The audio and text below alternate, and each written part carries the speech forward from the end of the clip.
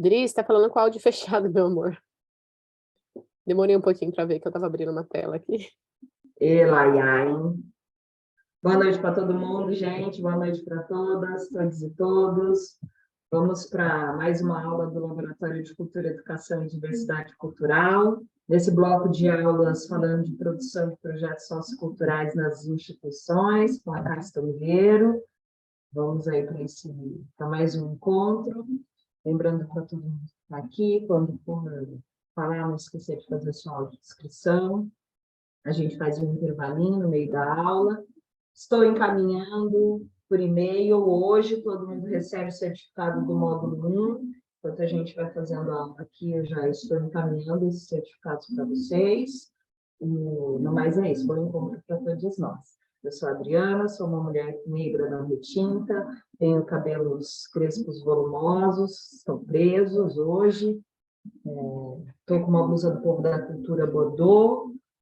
Está na sala escritório da minha casa, uma parede branca com uma plantinha suspensa, um quadrinho de uma ponte no mar, um armário branco de livros com umas malas antigas em cima, um armário que é uma geladeira antiga cinza e amarela, também de livros, de alguns objetos com umas malas antigas em cima. E aqui atrás a minha banheira, assim, que de vez em quando, quando eu deixo a cadeira, ela aparece. No mais, passe contigo, bom encontro para todos nós, gente. Sigo aqui. Boa noite, gente. Boa noite para todos. Boa noite, Dri. Boa noite, Cíntia. Repasso boa noite aí. Boa noite para todo mundo. Gente, bom estar aqui com vocês de novo. Acho que esse papo que a gente estava... É a Cassiane aqui. Sou uma mulher branca, de cabelo castanho, repicado, um pouco abaixo da altura dos ombros. Hoje estou com fone de ouvido preto, uma blusa preta, fechada, uma blusa de frio, e ao fundo uma parede rosa bem clarinho, na minha esquerda uma porta de madeira aberta, e na minha direita alguns objetos na parede, um mancebo com chapéus e bolsas, e algumas decorações na parede também, e uma espada de São Jorge, logo atrás de mim também, que é sempre bom. Gente, pois esse papo que a gente estava fazendo aí, né, no início da aula, sobre memória, né, sobre apagamento da história, é muito, muito importante a gente fazer em todos os espaços, né, todos os espaços que a gente puder, conversar com as pessoas, porque realmente cuidar da nossa memória, né, coletiva, memória de país, de comunidade, nação, nunca foi tão urgente, né, a gente sabe a gravidade do que a gente viveu, do que a gente está vivendo, e exatamente, pensar um projeto de país, né, Gleidson? Então, só para fazer a interação com os comentários aí do chat, para a gente começar nessa noite de hoje, avisar que eu estou com a garganta um pouquinho dolorida, então vou falar devagar. Avisei a Adriana que se pegar muito, assim, eu diminuo um pouco a aula de hoje e a gente repõe depois, se eu ver que fica muito puxado para ficar até as 21 horas, tá? Mas vamos vendo aqui, por enquanto estou bem, eu vou seguindo com vocês. Bom, gente, vou começar contando uma história sobre memória aqui, então, né, sobre essas memórias coletivas. Quando teve o derramamento da Vale em Mariana, um ano depois eu tive lá, exatamente um ano depois, quando cobriu, né, a cidade de Mariana, lá o rio, né, o Rio Verde, e destruiu a vida, né, do rio, das pessoas, de um monte de gente. Eu tive lá um ano depois.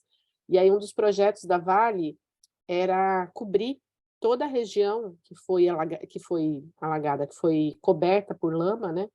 Era cobrir aquela região, fazer um lago, um grande alagado, né? Então, quer dizer, se tivesse um lago lá, ia ficar coberta a memória. E um dos debates, né, um dos enfrentamentos que a comunidade local carrega, junto com o movimento dos atingidos por barragens, é que aquele lugar não seja coberto, que as casas, né, as casas que estão lá, porque lá tem uma memória do acontecido, né, tem as casas derrubadas, a escola, as paredes, coisas que foram levadas, né, e que carregam a história das mortes, da destruição, não só das mortes das pessoas, mas de tudo que estava ali, né, da vida, enfim, eram pessoas que moravam ali há muitos anos.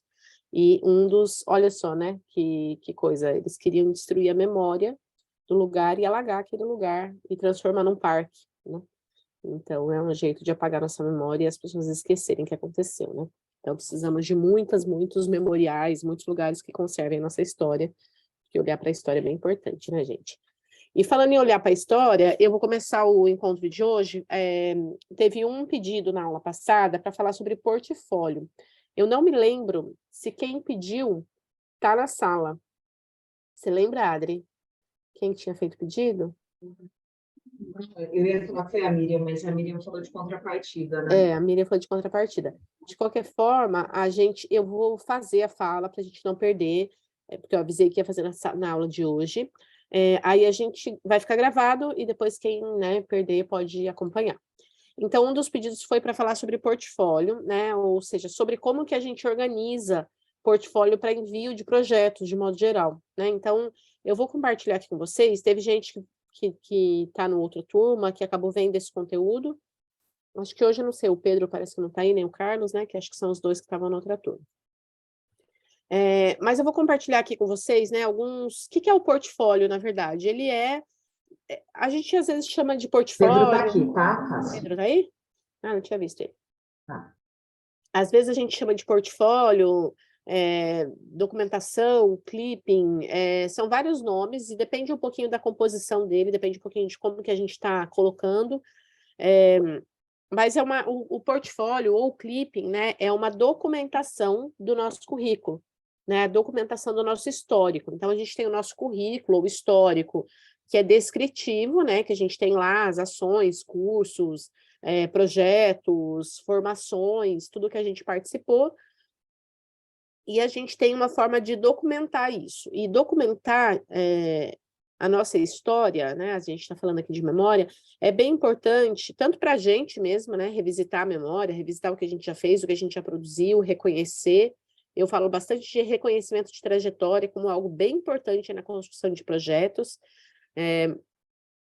Se a gente não reconhece a nossa história, se a gente não reconhece o que a gente fez, se a gente não se identifica, fica mais difícil a gente projetar o futuro, né? Então, quando a gente olha a nossa história, olha o que a gente construiu, isso nos dá orientação também para o futuro. Então, isso tanto para projetos individuais, quanto projetos coletivos, né? Projetos de instituições, projetos de grupos, né? De coletivos de modo geral.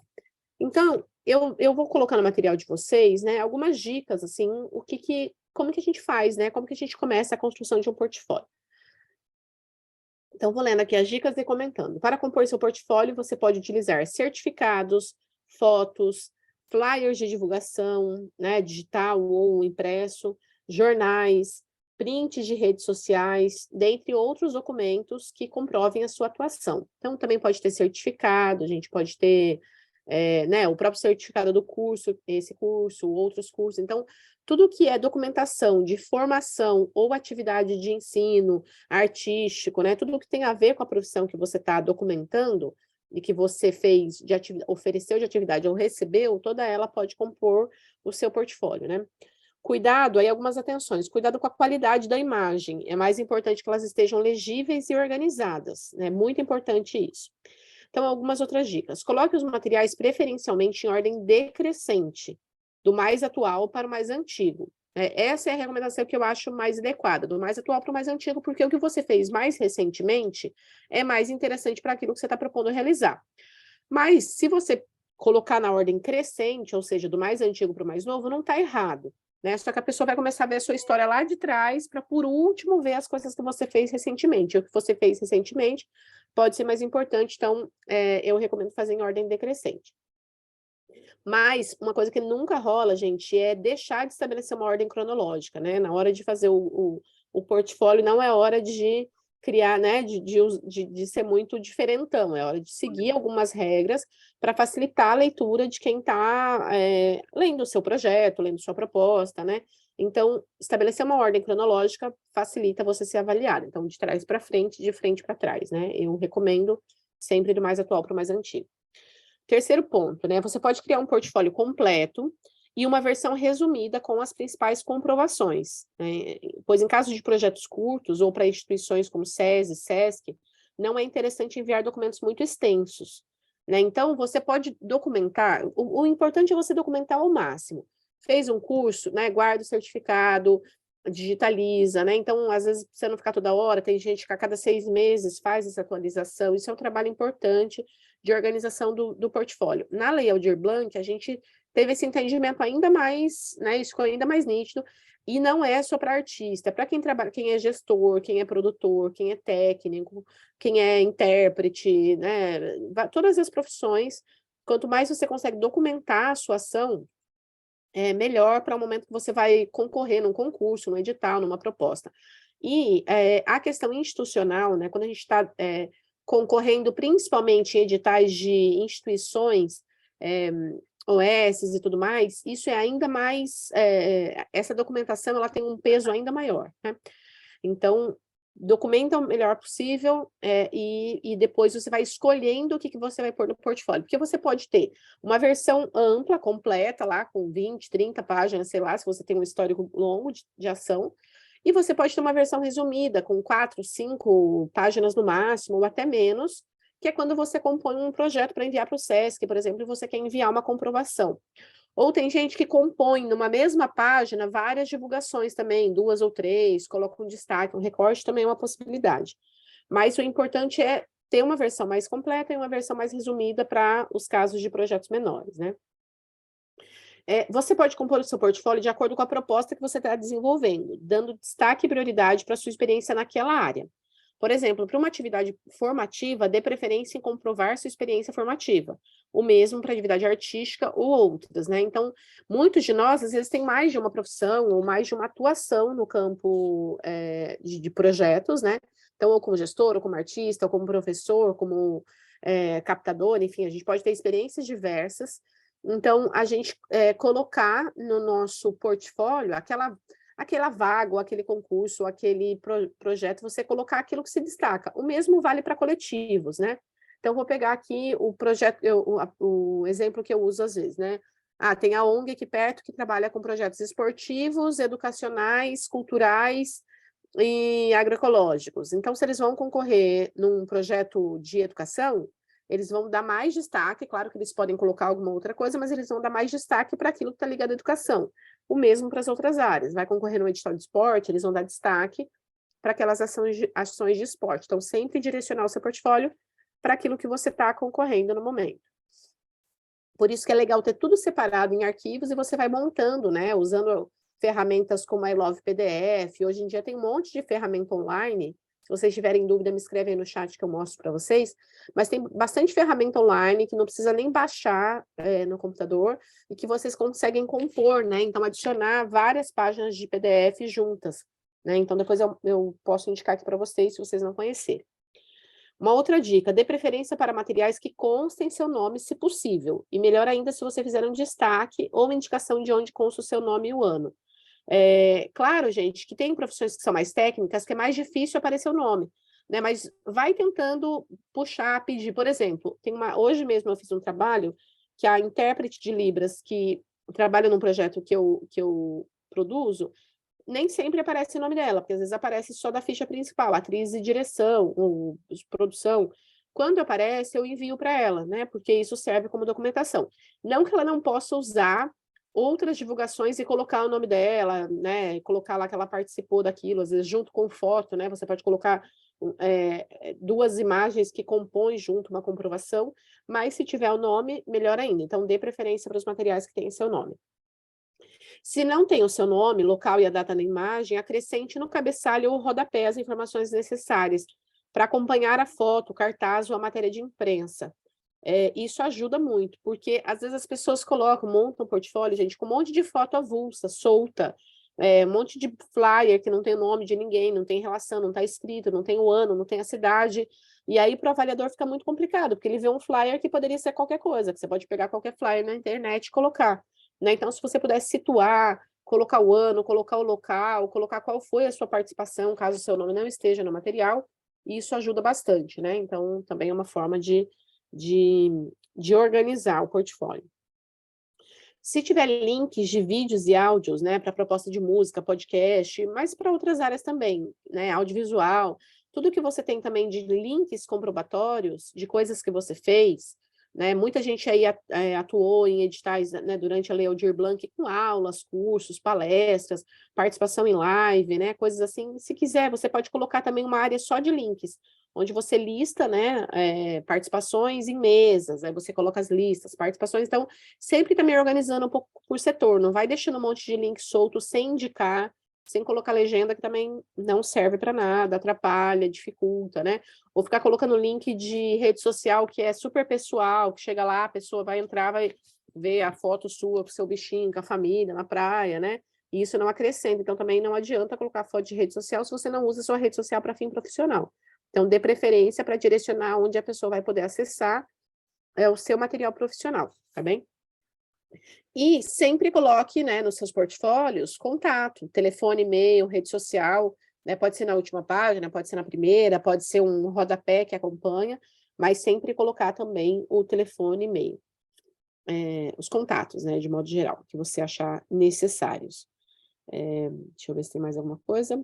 Sobre essa parte era isso. E aí eu vou mostrar para vocês o modelinho. Boa noite, Carlos. Boa noite para quem chegou. Vou mostrar para vocês um modelinho, assim, os dois, para vocês terem alguma referência, mas cada pessoa tem um jeito também de montar, um jeito de colocar, tem edital que pode ter algum tipo de obrigatoriedade, concurso, às vezes tem alguma obrigatoriedade, e aí vocês verifiquem a regra, tá? Mas só para vocês terem uma referência do que eu falei.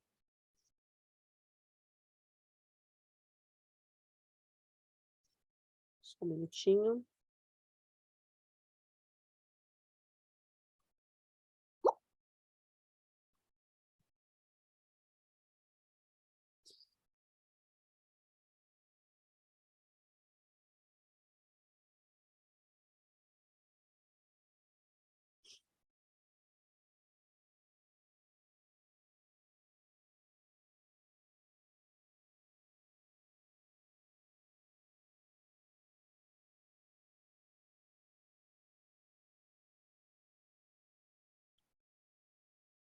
Ó, então eu vou mostrar um de um grupo, na verdade, só para vocês terem uma referência mesmo, abri o primeiro que apareceu aqui, e depois eu mostro um pessoal, né? Esse portfólio, eles começaram com um longo relato, porque era um edital que pedia, né? Pedia um histórico bem detalhado. Então, ele começa com um histórico bem longo, né? Que tem aí algumas páginas.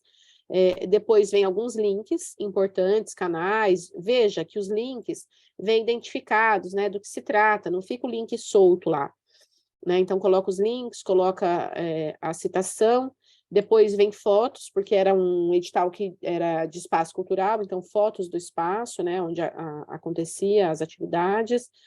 Depois comprovações de jornais, né? Aí, veja, tem uma mistura, tem jornal, tem cartaz, tem divulgação de oficina, jornal impresso, cartazes virtuais. Então, né, vai ter uma variedade de materiais comprovando, isso aqui era uma comprovação, e a gente também colocava o ano, né? Colocava uma identificação, porque era uma comprovação de trajetória longa, de grupo. Então, colocava o ano. Isso aqui que eu falo, a gente, às vezes, colocar mais de uma divulgação na mesma página. Deixa eu diminuir um pouquinho para vocês entenderem. Isso aqui, para quem entende um pouco de designer, é um jeito de aproveitar também, né? Às vezes tem muita matéria, você quer colocar um pouco a mais. Então, aqui, né, destacou-se 2 informações na mesma página.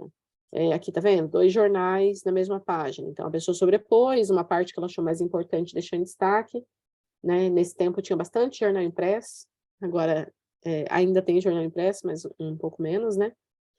Então, vai mesclando, né, a partir dos anos e colocando aqui o máximo de comprovação. Nesse caso, é um portfólio bem longo, porque é um portfólio que era para comprovação de trajetória, tinha que comprovar todo o tempo da companhia. Agora, deixa eu mostrar um outro pessoal aqui. Esse pessoal...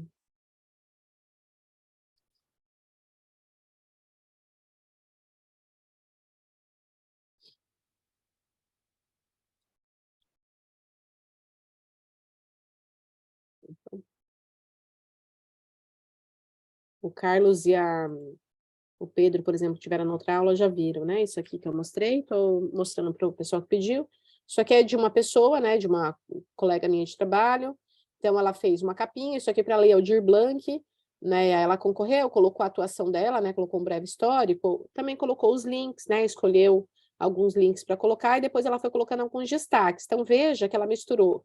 Tem flyer, tem foto, só que ela identifica, tá vendo? Ela coloca uma legenda para todos os materiais, né? Então, atuação profissional, ela vai colocando os flyers. Olha só, isso aqui que é o destaque, ó. Ela pegou o material e destacou o nome dela. Então, aqui dá para identificar onde está o nome dela. É um jeito de fazer, pode ser uma seta, pode ser um grifo, né? É uma indicação, não é obrigatório, mas isso ajuda também a comissão de avaliação de portfólios, quando você está sendo avaliado pelo portfólio, né? Então, ela coloca uma série, coloca certificados também, que ela acha importante, festivais, enfim, ela vai colocando um misto, né? Aqui, por exemplo, ela coloca, né, o cartaz de divulgação e coloca também uma foto da atividade. Então, é uma escolha que você pode fazer compondo também mais de uma imagem, né? Coloca o ano, porque hoje a maior parte dos cartazes, dos materiais que a gente faz, a gente não coloca ano. Então, é bem importante nos portfólios a gente identificar.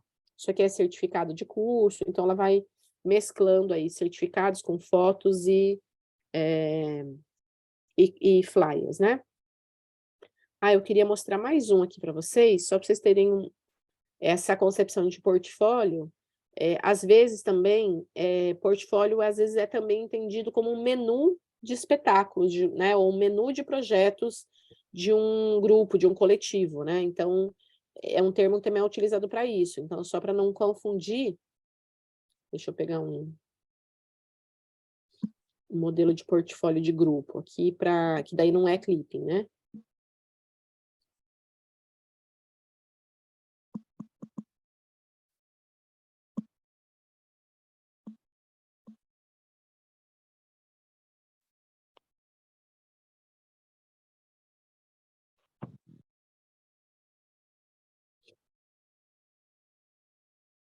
Então, eu chamo esse portfólio que conta a história nossa, né?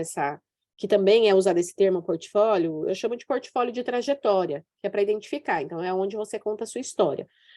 Portfólio de. Foi a Liz que tinha pedido, né? Para falar sobre. Acho que é a Liz, né, Liz? Que tinha pedido para falar de portfólio. Também que você está aí. Tem um outro termo também utilizado para portfólio, que daí é tipo um menu de projetos. Aí, se a sua entidade, ou seu coletivo, seu grupo, ou você, enquanto gestor, artista, produtor, tem um menu, um conjunto de ações que você quer oferecer, também é chamado de portfólio. Fotógrafos usam muito esse termo, né? Que é quando você quer apresentar algumas propostas ou mostrar o seu material, né? Artista visual também usa, e aí você tem ali um menu de opções. Isso também é chamado de portfólio, né? Então, um exemplo, vou mostrar aqui, né? Esse aqui é um portfólio de grupo, né? Um portfólio artístico. E aí ele coloca lá também um pequeno histórico, né? Uma comprovação histórica. Depois ele coloca, né? Esse aqui é do Mauro, um dos artistas que eu trabalho. Daí ele coloca um menu dos 4 projetos que ele atua.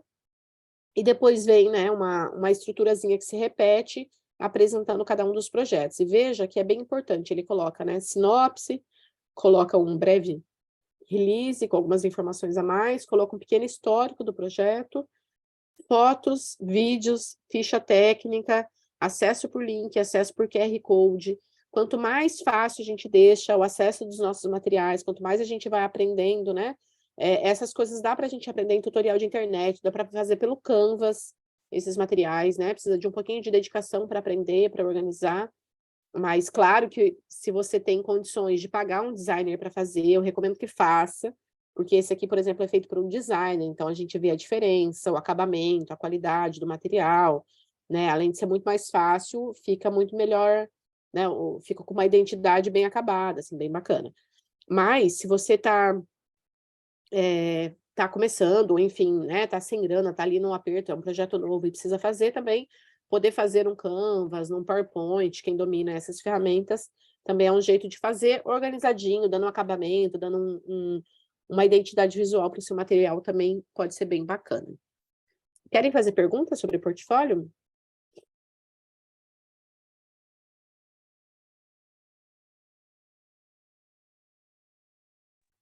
Comentários, dúvidas? Deu para entender aí, Elis? Ajudou?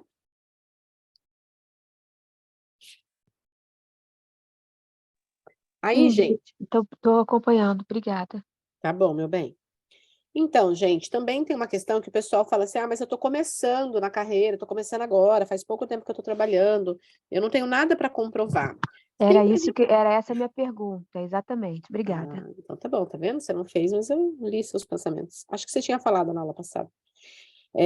Então, gente, sempre tem alguma coisa para a gente comprovar, que seja, assim, um curso que a gente fez, que seja, né, alguma formação, né? Esse curso, por exemplo, que vocês estão fazendo, para quem está na sua primeira experiência de aprendizado, já é uma comprovação, né? Então, aulas. Então, mesmo durante a Lei Aldir Blanc, por exemplo, artistas iniciantes, né, trabalhadores da cultura que estavam ali no começo de carreira, conseguia comprovar, às vezes, um curso informal, mesmo não precisa ser curso profissional, profissionalizante, técnico, né? Às vezes, alguns cursos que vocês fizeram, uma participação em algum projeto. Então, você começa da tua história mesmo, não tem problema. Né? E se é iniciante, né? Se você vai concorrer, por exemplo, num edital de iniciação, né? Ou se você, por exemplo, um edital de primeiras obras, editais de... Né, de vez em quando os municípios, os estados, né, federação tinha alguns editais que eram destinados para pessoas que estão em início de carreira, início de trajetória. Né? E aí não tem problema, o teu portfólio não vai ser o mais importante. O mais importante é a proposta que você está fazendo, porque é justamente para a pessoa que está iniciando. Então, você coloca o que você tiver, se for um curso, né, fiz tal coisa, né? Fiz um pequeno curso na escola, na faculdade, não tem problema, coloca aquela experiência que você tem. E aí, à medida que você vai aprimorando, aí você vai selecionando aquilo de maior destaque, né? Vai deixando, tirando um pouco aquelas coisas que são menores, talvez menos relevantes para o que você está mandando, e deixando as mais relevantes. Ok? Ok para todo mundo? Ó, gente, para entidade é bem importante, viu? Para entidade, assim, quanto mais documentação, melhora, né? Instituições, quem trabalha com ONG, OS, institutos, projetos que vão concorrer à verba parlamentar, projetos que vão concorrer a recursos direto, né? De incentivo através de recurso direto do Estado, assim, é bem importante essa documentação, porque às vezes ela tem bastante peso, tá? Muito bem, vamos seguir aqui. Então, eu vou agora para o tema da contrapartida, que também tinha sido um pedido da aula passada e que, de fato, eu ia dar na aula anterior e acabei esquecendo. Também, quem já viu, aí Pedro e Carlos vão repetindo, né, o conteúdo. Vai firmando, né, Pedro e Carlos? Vai firmando aí. Mas contrapartida é bom porque ela nunca se esgota, gente. Ela tem várias interpretações, a gente conversa, às vezes de um ano para o outro, a gente modifica também a nossa interpretação. Então, a contrapartida, ela é aquilo que você devolve, né? Aquilo que você, de certa forma, você recebe um recurso do Estado, né? Contrapartida geralmente está ligada para editais públicos ou editais de incentivo fiscal, né? Que são públicos também, mas são mediados por empresa privada. Edital de SESI, SESC, que você entrega o produto em si, nunca tem contrapartida, né? Mas os editais que tem, a contrapartida é como se você tivesse, né? O Estado está investindo no seu projeto, ele está te dando um dinheiro para realizar aquele seu projeto, e qual é a contrapartida? O que você vai compartilhar com a sociedade? Tem algumas interpretações mais antigas e que eu considero antiquadas, inadequadas para os dias de hoje, que entendem contrapartida quase como um viés assistencialista, né? Como se, eu vou montar meu espetáculo lindo, receber um recurso aqui do governo, vou montar meu espetáculo, apresentar lá no teatro importante, sei lá, e aí depois eu vou fazer uma pecinha, um negócio menor lá para a comunidade, não sei onde, né, na periferia. Primeiro que isso não serve, né, porque ficar fazendo esse tipo de subserviço, prestação de coisas menores para comunidades carentes, né, isso é um assistencialismo que antigamente era bem comum acontecer e hoje em dia já não cabe mais. A minha interpretação, o que eu gosto de falar é que a contrapartida, são os pontos de conexão, né? Imagina que está aqui seu projeto, está aqui a comunidade, a sociedade, né? De modo geral. Então, quais são os pontos de contato do seu projeto com a sociedade?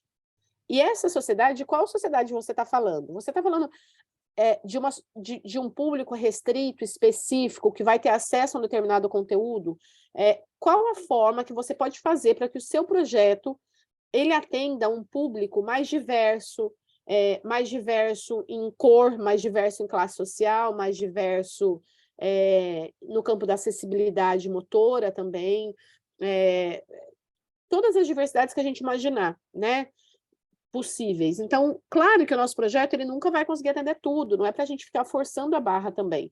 Mas, às vezes, nossos projetos, ele dialoga, né? Ele dialoga com um público específico e você pode pensar ele, você pode organizar ele de forma que ele dialogue com um público mais amplo, mais diverso, que ele possa chegar em mais gente, que ele possa chegar em gente que normalmente não tem acesso ao conteúdo, né? E isso não é só gratuidade, né? Então, está ligado a questão de locomoção, o lugar onde você circula os seus projetos, como você divulga os seus projetos, para quem você divulga, né? Qual a forma da sua comunicação, tudo isso vai dizer qual é seu público, né? Então, o tipo de atração que você coloca, o tipo de atividade que você coloca. Então, a contrapartida é você pensar de que forma o recurso que o Estado colocou para você, de que forma ele pode chegar num público mais amplo possível. Lembrando que a responsabilidade do Estado é garantir o bem-estar social para todas as pessoas, né? Então, se o meu dinheiro que eu estou ganhando é um dinheiro que vem do Estado, né? Do Estado que eu estou falando, governo federal, todas as esferas, federal, estadual, municipal, qual é a forma que eu faço para garantir o compartilhamento daquele saber, né, daquilo que eu recebi com o maior número, com a maior diversidade de pessoas. E aí você pode fazer isso através de aulas abertas, você pode fazer isso através de um roteiro de circulação que contemple um público diferente, você pode fazer isso através de lives, onde, por exemplo, aquele seu conhecimento não vai ficar restrito a um território, você vai poder acessar, né? Está disponível na internet para mais pessoas. Você pode fazer isso através de distribuição de conteúdo virtual e conteúdo físico, né? Então, mídias, DVDs, livros, revistas, cartilhas, né? Então, você produziu algo, então produzir aqui uma oficina, essa oficina vai gerar uma cartilha, essa cartilha eu vou fazer uma distribuição dela, né? Para que mais gente acesse. Então, ou vou gerar uma oficina, a gente recebeu um curso que veio alguém lá do Amapá oferecer um saber muito específico aqui, ligado a uma prática cultural do Amapá, e ofereceu para um grupo pequeno de pessoas, então a gente vai oferecer algumas oficinas extras para que outras pessoas acessem esse projeto, né? Então, é uma forma também de contrapartida, uma forma de compartilhamento, né? Eu gosto de pensar a contrapartida como compartilhamento daquilo que você recebeu, né? Como se você recebeu um bem do governo e você vai compartilhar isso, né? Quais são as formas que você escolhe de compartilhar? E aí usar a criatividade para saber como que qual é a forma mais interessante, por isso que eu não tenho uma regra, né? Qual é a forma mais interessante que o seu projeto pode compartilhar? Tem casos que o edital determina percentual de ingresso, ele determina aula, ele determina número de apresentações gratuitas, ou ele determina gratuidade, às vezes ele determina um mínimo, né?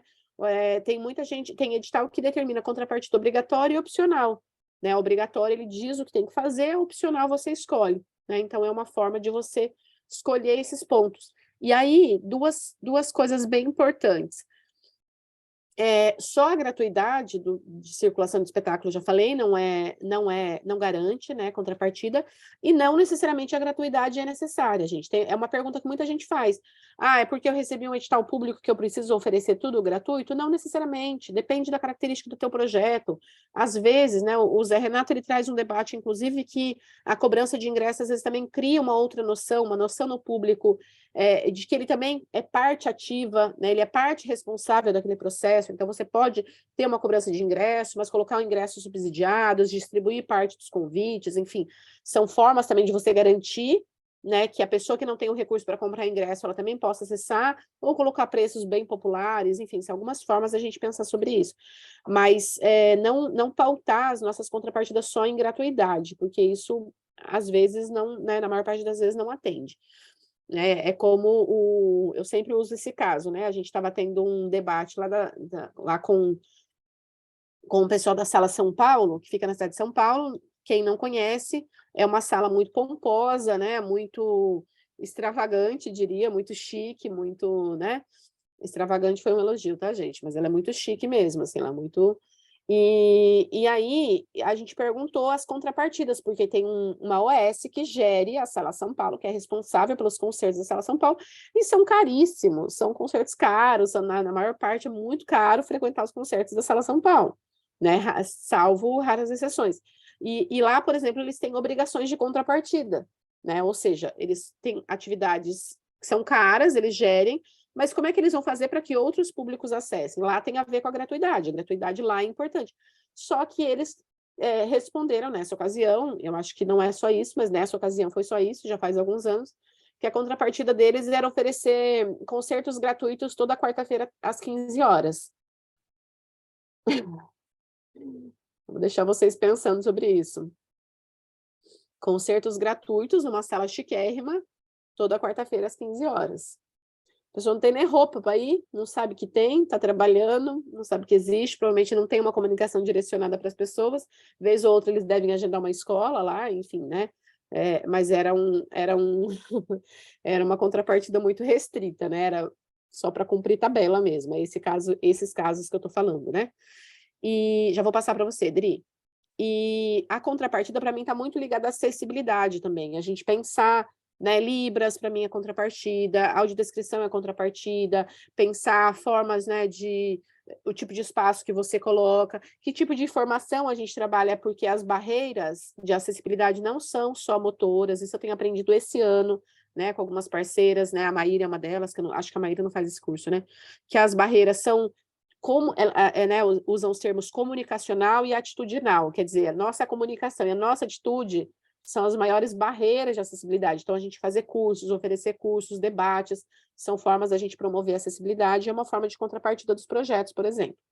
Tá bom? Então, eu enxergo dessa forma. E a última informação, que a Miriam fez essa pergunta, se para oferecer uma contrapartida, eu preciso que ela não seja remunerada, saia de graça para quem está oferecendo, ou seja, para o projeto. Não, gente, contrapartida não, ela pode e deve ser remunerada.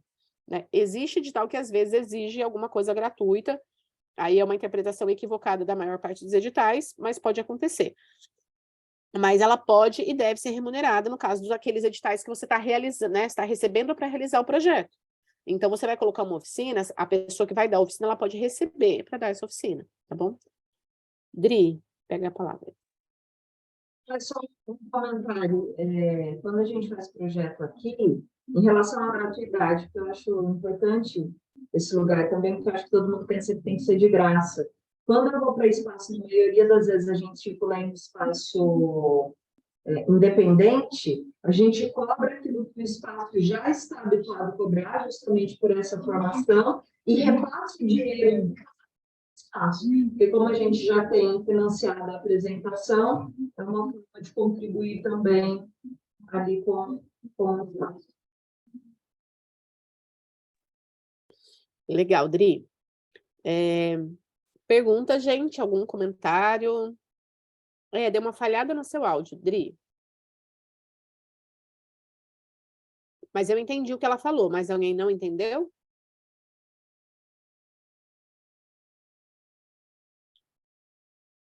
Tenta repetir, Adri, ver se...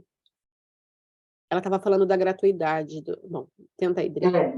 Eu falei que quando a gente vai para espaço independente, a gente verifica qual é o hábito do espaço, quanto ele geralmente cobra das apresentações, mantém esse ingresso e deixa esse valor arrecadado para o próprio espaço. Não cobra de graça, mas não tem dinheiro, o fluxo de caixa do próprio espaço. Entendeu, Liz? Eles cobram, mantém, né, a prática, porque às vezes é um lugar que já tem o hábito de uma cobrança, aí para não quebrar também o funcionamento daquele lugar, eles cobram, mas se eles já têm a remuneração, que eles têm um PROAC, um edital, alguma coisa que já está pagando o cachê, eles deixam aquele recurso para o espaço. Ok? Maravilha. Gente, ok, sobre contrapartida? Tentei fazer uma explicação ampla, surgem dúvidas, mas se tiver alguma específica pode trazer, tá bom?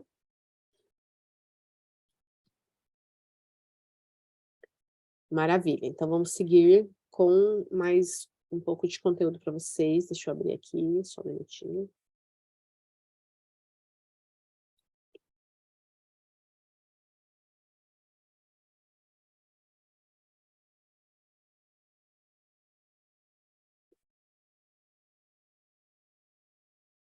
Bom, gente, a ideia, então, dessa semana é a gente falar um pouco mais sobre possibilidades de financiamento, debate sobre financiamento, né? Debate sobre possibilidades, editais, onde buscar. A primeira coisa que eu quero dizer, que eu já digo em todos os cursos, é que a gente tem vivido um momento bastante escasso mesmo, né, de financiamento, de modo geral, de fomento para os projetos. Dri, dá só uma baixada na sua mão aí, porque senão eu fico na dúvida. Você levantou de novo? E a gente teve uma queda, né? Uma queda muito grande. A nível federal, a gente deixou de ter muitos fomentos, muitos financiamentos. Assim, a gente isso nunca foi resolvido, né, no Brasil, assim, isso nunca, nos setores, né, sociais, cultura, educação. Educação, na verdade, a educação tem um recurso específico, que depois eu vou falar, mas eu digo no campo de projetos, né? Educação não formal, meio ambiente, mas principalmente meio ambiente, assistência social e cultura são os setores, esportes também, são setores que sofrem bastante, né? Pela falta, pela ausência de formas de fomento. E nos últimos anos a gente teve, e nos últimos anos eu não estou falando nem só desses últimos 4 anos, viu, gente? A gente vem numa queda, num decrescente desde 2014, né? A partir do segundo governo Dilma, a gente já teve, né? A gente tinha tido um crescimento nos 2 primeiros governos do Lula, um crescimento de editais, mas que não era um crescimento ainda tão grande, ó, para vocês terem uma ideia e entender um pouquinho, né, que a gente vai acessar esse debate. Os primeiros anos, né, os 2 primeiros governos do Lula, os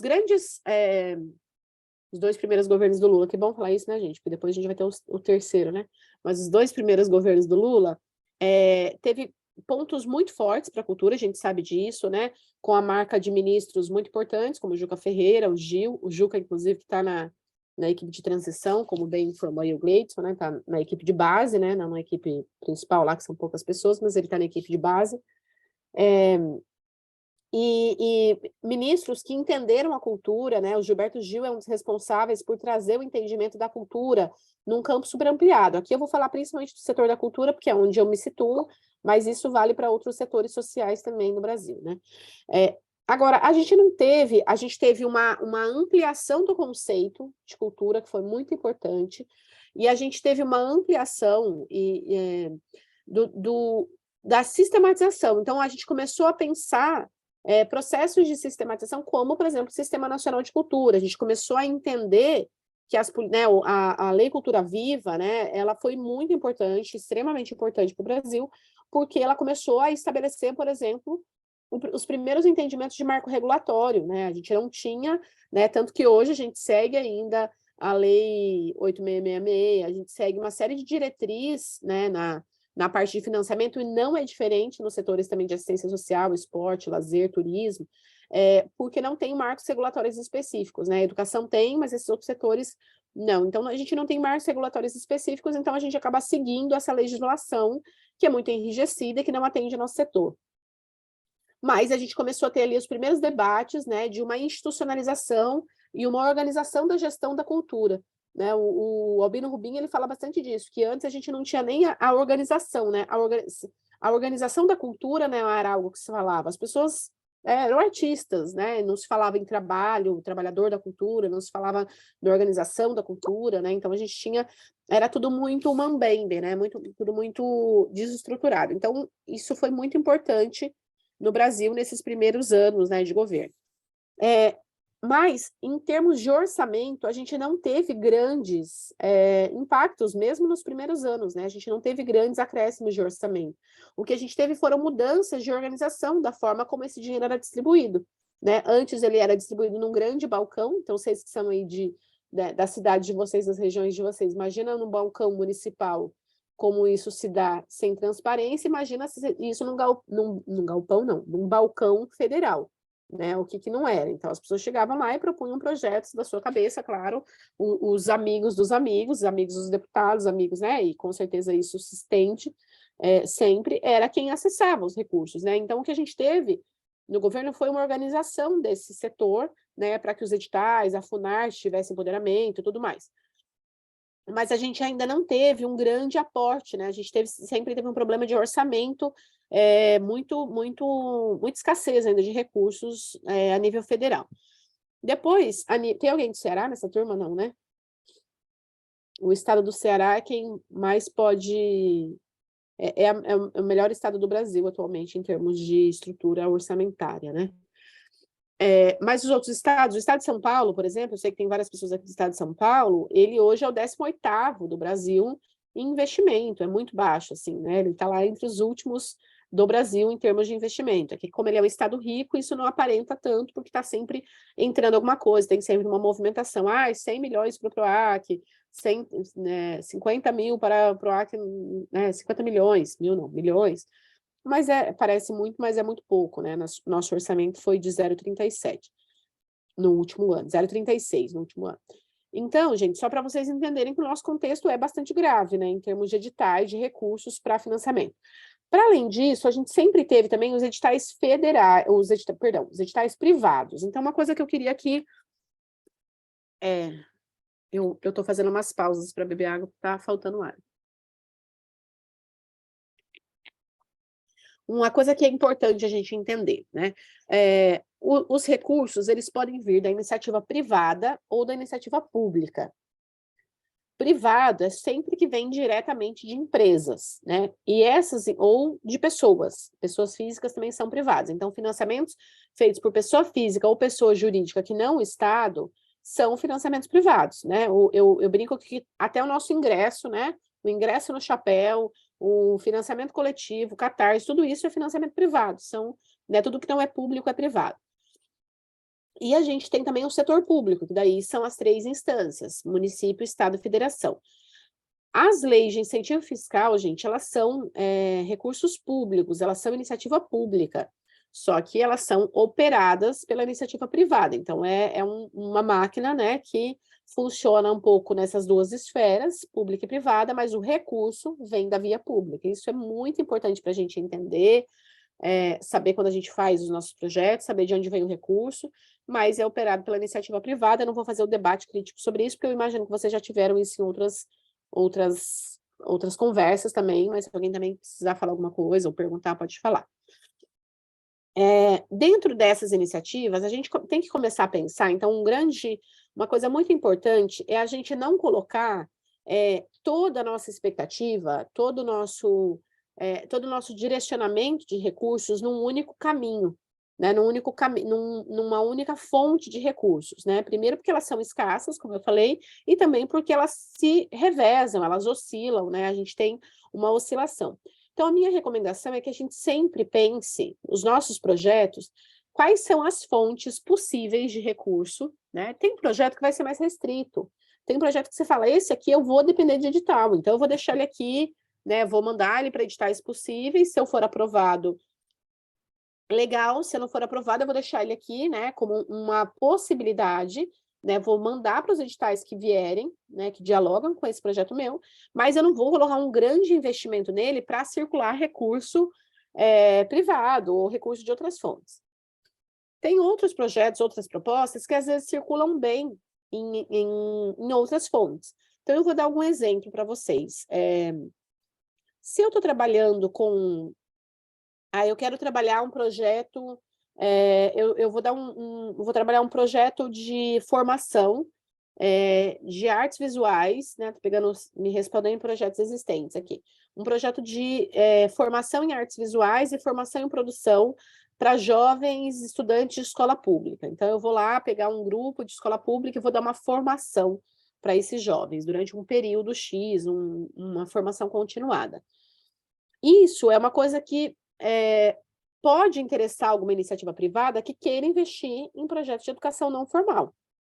Mas os editais privados, os editais de lei de incentivo, por exemplo, que dependem da visibilidade da empresa, ele vai ter preferência por projetos que são abertos, de público aberto. O que eu quero dizer com isso? Se a Adriana tem um projeto que vai ter apresentações fora, apresentações na praça, em teatros, vai circular, ela vai ter uma visibilidade grande com o projeto dela, é mais possível que empresas que estejam buscando visibilidade da marca se interessem mais pelo projeto dela do que pelo meu projeto. No entanto, existem empresas que têm interesse também em investimento, ou em investimentos no campo da cultura, às vezes, para fazer uma propaganda na área da cultura. Existem empresas que têm interesse assim, em projetos ligados ao meio ambiente, porque como quase, principalmente as empresas que poluem e destroem o meio ambiente, elas precisam limpar a barra delas, né? E aí elas têm lá algumas obrigações a cumprir, têm metas, né? Dentro do escopo da empresa, elas têm metas sociais. Então, isso é uma coisa legal da gente dar uma pesquisada também. Tem empresas que têm, por exemplo, metas de cumprir um atendimento social, assistência social, apoio à educação.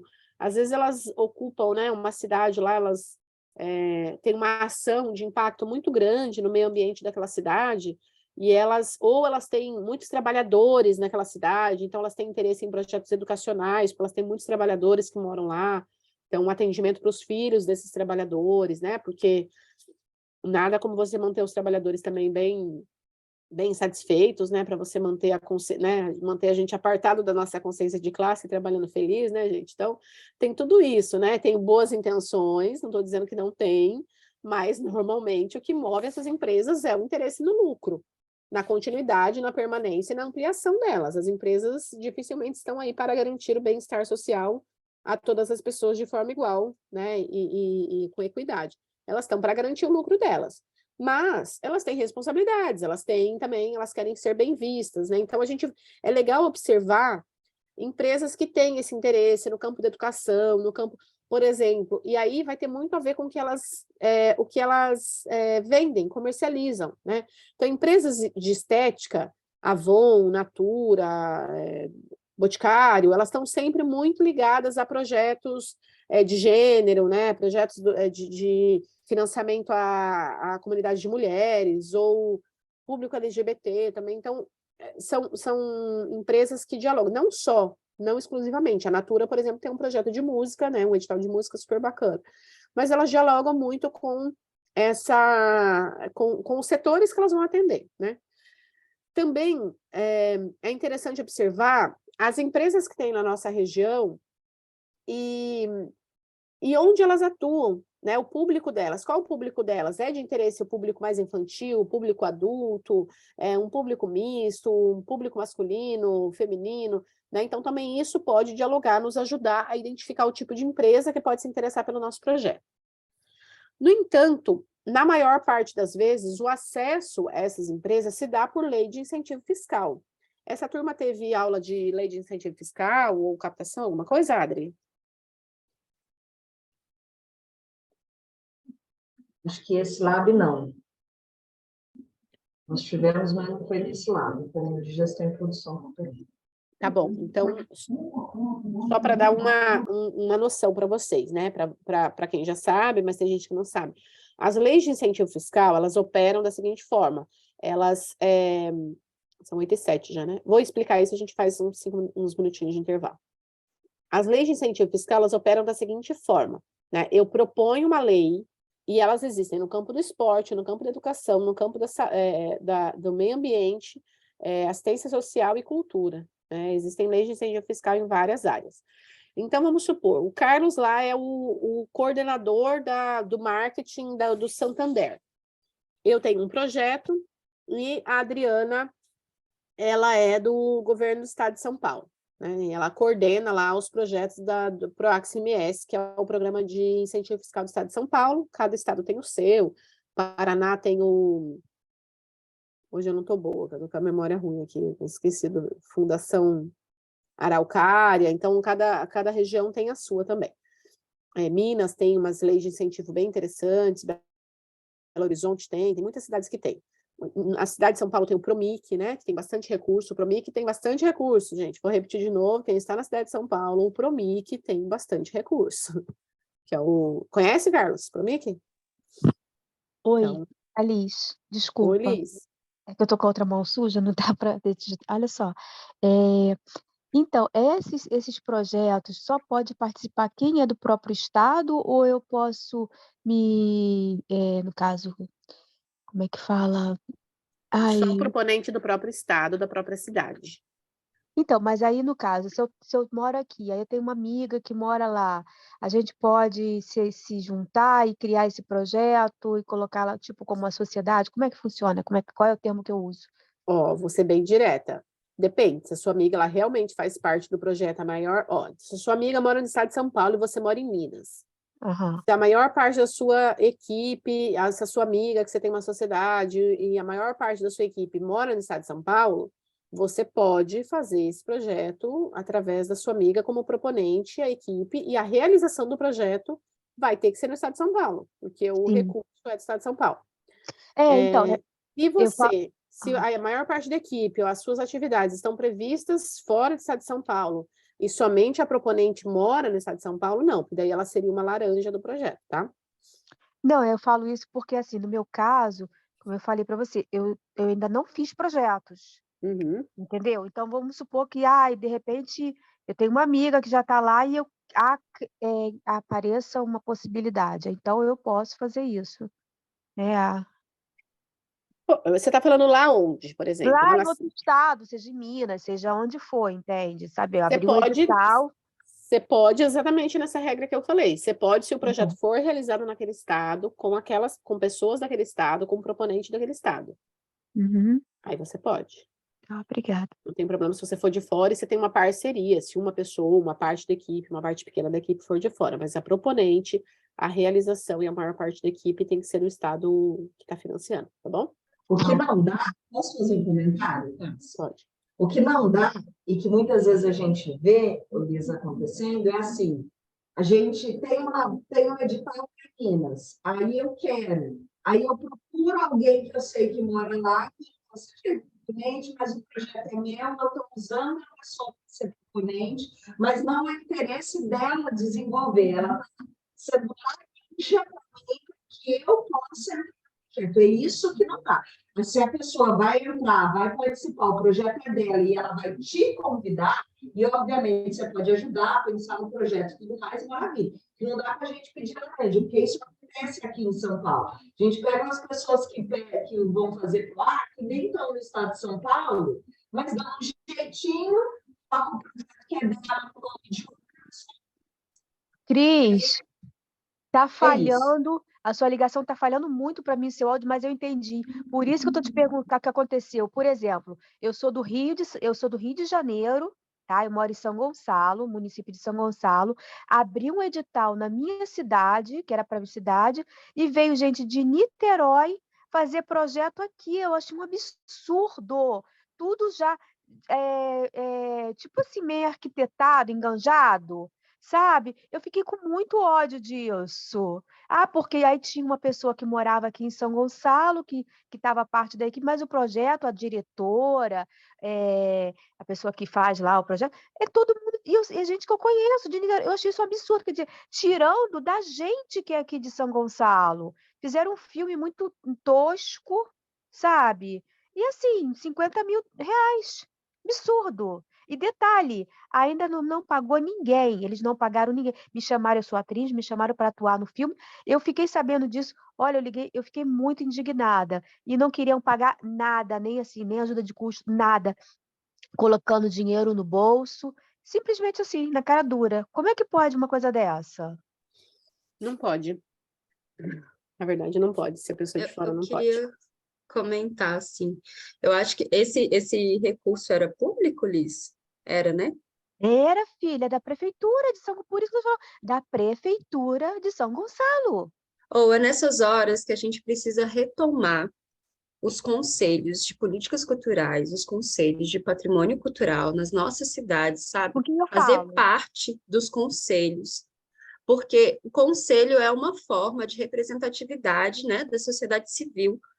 Alguns conselhos vão ser paritários, com metade do poder público, metade da sociedade civil, outros com mais participação da sociedade civil, e é a partir do conselho que a gente garante a fiscalização e a execução mínima e correta ou, né, dessa aplicação desse recurso. Eu sou de uma cidade pequena também, pequena não, grande, mas com pouca infraestrutura e investimento na área da cultura, aqui em Minas, né, na região metropolitana de BH, e em 2020, se a gente não tivesse, assim, fortalecido o Conselho Cultural da cidade, a gente não tinha recebido a Lei Aldir Blanc, o recurso da Lei Aldir Blanc, e não tinha conseguido também executar na cidade, né, garantir que o direito, né, da categoria, dos profissionais da categoria da cultura e das artes, conseguissem acessar o recurso. E só que a gente vem também de um governo, né, gente, que deslegitimou, que sucateou todos os fóruns de participação popular da sociedade civil, todos os conselhos. E aí, assim, realmente fica até mais difícil, em algumas cidades, a gente dar conta de acompanhar tudo, porque a vida também está correndo. Mas eu sempre falo, assim, que eu acho que conselho, fórum, é uma forma muito gigante da gente conseguir acompanhar, mesmo que a cidade seja grande, que a cidade seja pequena, e garantir que as coisas sejam executadas, né? Assim, tentar, pelo menos, lutar, fazer frente mesmo de resistência. Perfeito, Glenda, acho que é a melhor resposta. É isso, Liz, não pode, acontece, não é para acontecer, e a melhor forma da gente combater isso é se organizando, né? Através de conselhos, fóruns, sociedade civil organizada participando. Eu fechei seu áudio que estava dando uma vazada, mas não sei se você for falar mais alguma coisa, você abre aí, tá bom? Ou dá um sinal. Carlos, errei. Memória Vou antiga. abrir um, desculpa. Oi, Então, Liz. desculpa, meu amor. Agora eu fiquei ansiosa, porque nesse dia, gente, eu fiquei tão revoltada. E a questão que você falou agora do conselho, teve sim, né, eleição, mas é tudo fechado. Quando você fica sabendo, já está Niterói? Não, acontecendo. São São Gonçalo, né? Gonçalo. São Gonçalo. Sim, sim, entendeu? Teve eleição lá para o conselheiro de cultura, é isso, né? Isso. Então, assim, tudo muito fechado, sabe? Quando você fica Liz, aqui sabendo, em é só para Peruíbe dizem a postar. mesma coisa, mas sai em diário oficial, sai em jornal, sai em grupo, então tem que ver se você está se organizando, se Inserida. você está indo atrás. Sim, sim. Eu vou me ficar atenta a tudo isso, porque eu Isso. estou sabendo que vai abrir outro edital aqui. Isso, fica atenta, E às porque a vezes responsabilidade de participação, desculpa, Glenda, a responsabilidade de participação é nossa, porque, desculpa assim, mas às vezes a gente acha que vai bater na nossa porta, que alguém vai lá e bater na nossa casa, oi, tem reunião do conselho. Aqui em Peruíbe a gente teve o mesmo problema, né? Algumas pessoas, não fiquei sabendo, estava em jornal, estava nos grupos, se você não tiver organizado em nenhum lugar, com coletivos, com pessoas, a gente fica de fora mesmo, Liz. Então tem que se organizar, tem que se informar, porque essa é a forma da gente conseguir atuar, né, coletivamente. Ainda pode falar. muitas prefeituras não querem que a gente participe mesmo, que a gente esteja atuante no setor, né? Porque a gente vai fiscalizar, porque a gente vai querer que o negócio aconteça do jeito que é certo. Aqui em Neves, a gente organizou uma rede de trabalhadores da cultura, assim, que é composta por mais de 200 pessoas. Nem todo mundo é tão atuante, nem todo mundo está tão próximo, porque não consegue que pagar a conta e comer. Né? Fome tem pressa, né, gente? Tem hora marcada. Sim. Mas, assim, tem pessoas que trabalham especificamente só com a área da cultura, então, às vezes, elas conseguem ficar mais ligadas, então, elas conseguem participar. E quando chega o período das eleições do conselho, a gente se organiza, faz busca ativa mesmo. Quem é que vai agora? Vamos revezar, não dá para todo mundo ir, ficar os 2 anos. E indica as pessoas e tenta garantir que pelo menos, sei lá, 4 cadeiras da sociedade civil estejam pessoas dessa rede de trabalhadores da cultura. E se não tiver, a gente vai ficar né? Tenta ali ficar no pé de quem está lá. E, inclusive, garantir que no dia da votação, porque isso não é divulgado para toda a sociedade, para toda a comunidade, né, da cidade. No dia da votação, que pelo menos a rede de trabalhadores, professores, pessoas que estão perto da prefeitura, do local de votação, vá lá votar nos nossos candidatos. Meio fazer campanha eleitoral mesmo, assim, para os conselheiros e participar. É uma briga mesmo por esse espaço, né? Certíssimo, Glenda. E a responsabilidade é coletiva, porque às vezes a gente acha que é de quem está lá só, né? A busca ativa é isso. Às vezes as pessoas falam, mas não está funcionando, então bora trabalhar para funcionar, né? Mas é isso mesmo, é uma constante, gente. Participação social é constante. Adoro esse tema também. Bom, mas vou voltar aqui para o edital. Carlos, como eu estava dizendo, eu errei o nome, porque Promic é um edital de Londrina muito antigo. É Promac. O Promac você conhece? Não? Então, tá aí para conhecer, é um programa uma lei de incentivo da cidade, tá? Bom, gente, mas retomando esse assunto das leis de incentivo, as leis de incentivo, elas funcionam... Eu não vou fazer intervalo não, tá? Eu vou direto e vou terminar um pouquinho antes, porque senão já são 8h20, fizer intervalo não vai... Tudo bem, Dri? Quer fazer pausa Só pra foto? para, antes de finalizar, isso, a foto, antes que Então vamos fazer agora a nos foto. disperse. Então vai, gente, quem puder abrir a câmera aí, por favor. Aproveitando esse intervalinho para falar que o certificado já está no meio de todo mundo, já mandei para todo mundo, tá? Eu não consigo te ouvir. Será que só eu que tô com esse problema? Menina, tá muito ruim seu áudio para mim. Você me ouve bem, Adri? Pois é, eu não te ouço bem, falha muito. Dá uma falhada na fala da Adriana, mas dá para entender o que ela fala. Ai, gente, eu Em tô geral. muito feia. Tem filtro. Vamos lá? Pô, nos avisa aí. Beleza, vou tirar a foto então, pessoal. Sorrisos. Aí, espera a Cláudia. Cláudia chegou? Agora vai. Aí, tá feito. Obrigado. Obrigada, gente. Eu vou seguir direto e eu termino um pouquinho antes, tá bom? Pessoal, então, voltando, né? A lei de incentivo, ela é uma lei que a gente envia o projeto, né? Cada município, estado, não são todos os estados, nem todos os municípios que têm, mas vários têm. A gente envia o nosso projeto, a nossa proposta. Quando aprovado, né, tem um processo de avaliação, uma comissão de avaliação, mas geralmente são comissões até mais fáceis da gente ser aprovada, porque a aprovação não garante que a gente vai receber recurso, então a gente chama de editais indiretos, né, que são os editais de incentivo fiscal, eles são indiretos, ou seja, a gente aprova e a gente ganha, né, eu brinco que a gente ganha um número de registro, a gente ganha um protocolo, né, um certificado de aprovação, que é como o caso, por exemplo, da Lei Rouanet. Nacionalmente, a nossa lei de incentivo fiscal da cultura, né? E agora eu me esqueci dos esportes, depois eu posso dar uma olhada aqui, tem esportes, tem outras também, mas a famosa na área da cultura, né? A lei federal na área da cultura é a Lei Rouanet.